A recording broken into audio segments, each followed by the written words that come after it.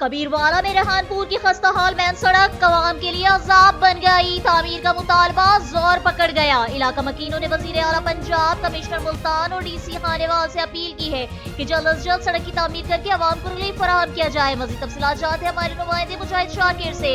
जी मुजाहिद शाकिर, तफसीलात से आगाह कीजिएगा।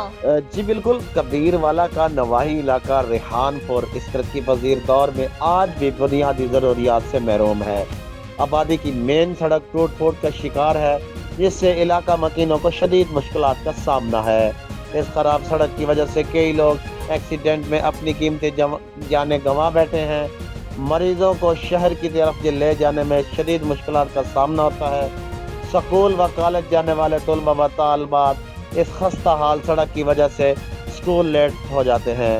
इलाका मकीनों का वजीर आला पंजाब मोहतरमा मरियम नवाज साहबा, मुंतखब अवामी नुमाइंदों, कमिश्नर मुल्तान और डीसी खानेवाल से मुतालबा है कि इस सड़क को फौरी तौर पर तमील किया जाए।